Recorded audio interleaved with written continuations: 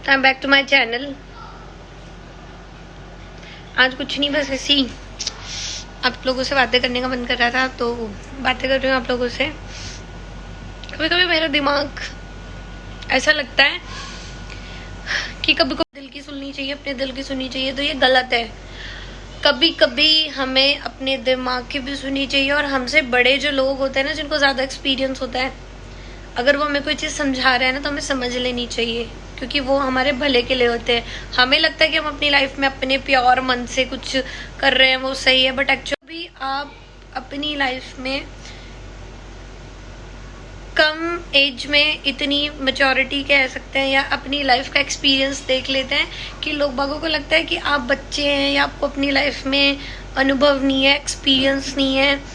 तो I don't think so कि कहते हैं ना, मैंने कितनी बायोग्राफी भी पढ़ी है या कितना मैंने सुना है, कितना मैंने देखा है, ये लाइफ की ना बहुत बड़ी और बहुत सच्ची बात है कि हर इंसान अपनी जर्नी से सीखता है। चाहे वो पैसों की कदर करना हो या रिश्तों की कदर करना हो या अपनी लाइफ के अप्स एंड डाउन्स देखने हो या कुछ भी हो, अपनी लाइफ की जर्नी को सीखते हुए इंसान सीखता है।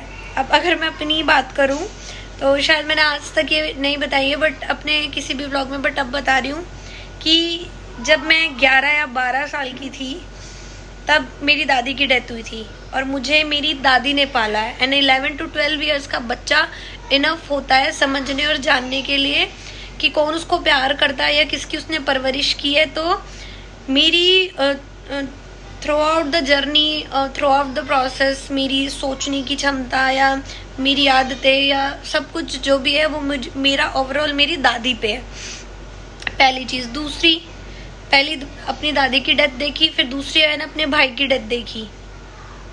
भाई की डेथ, उस टाइम पे मेरे भाई की डेथ हुई थी कि जब मेरे भाई की डेथ हुई थी दैट टाइम मैं 12th में थी और 12th में थी और कभी बाहर गई ही नहीं, क्योंकि हर काम वो करता था।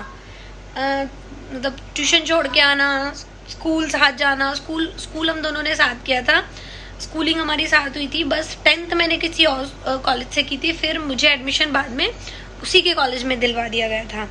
और जैसे कि मैं पहले भी शेयर कर चुकी हूँ कि मेरे दादाजी रिटायर्ड टीचर थे, तो हमने फिर अपने दादाजी वाले ही कॉलेज में एडमिशन लिया और 12th ग्रेजुएशन, और ग्रेजुएशन करते करते ही 3 जॉब जो मैंने स्विच की थी।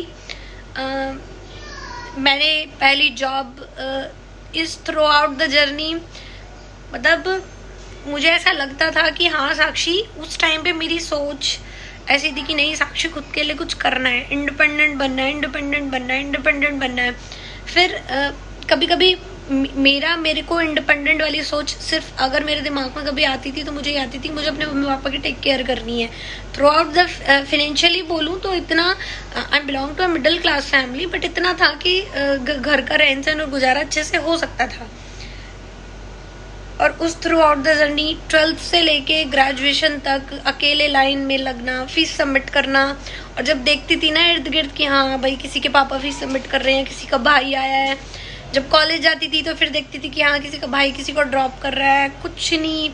और इवन मैं किसी को इमोशनल नहीं कर रही हूँ, but through out the journey वो सेकेंड डेथ और ज़्यादा पेनफुल थी, उसके बिना रहना सीखा।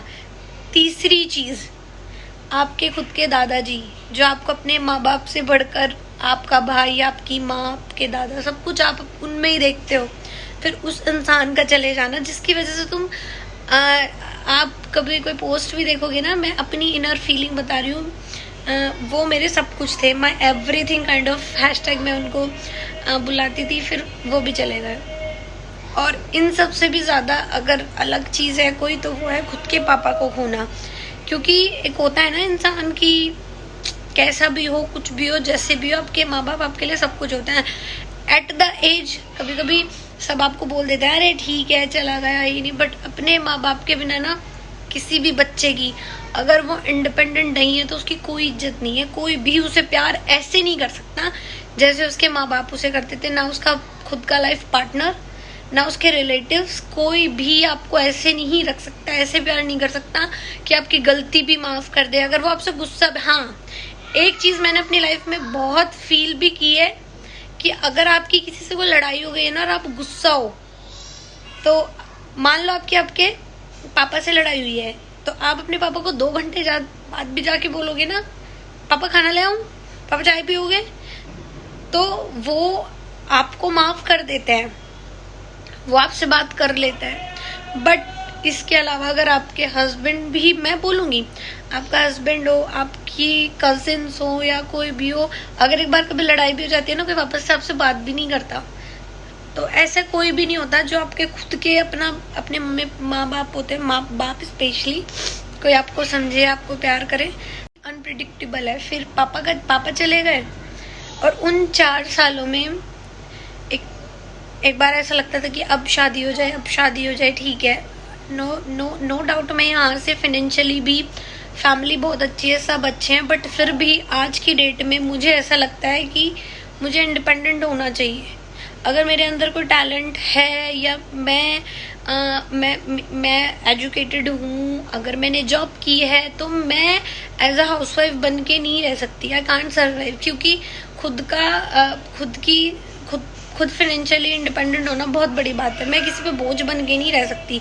मैं नहीं चाहती कि कोई सामने वाला इंसान ऐसा मुझे बोले तो कि तुम मेरे लिए बोझ हो। तो प्लीज़ गाइज, इसके लिए आपको मेरा channel subscribe, like, share, comment करना पड़ेगा। हर किसी की अपनी जर्नी है। मेरी ब्लॉग्स में मैं आपको अपनी जर्नी दिखाऊंगी, सब रियलिटी दिखाऊंगी। मे बी, आई होप आप कनेक्ट करो, क्योंकि I am real, I know मेरी जर्नी अलग है। तो प्लीज़ एक टारगेट है, उसको पूरा कराने में हेल्प करें। जल्दी आपको अपनी एक लाइफ का बहुत इंपॉर्टेंट चीज़ मैं आपको दिखाऊंगी।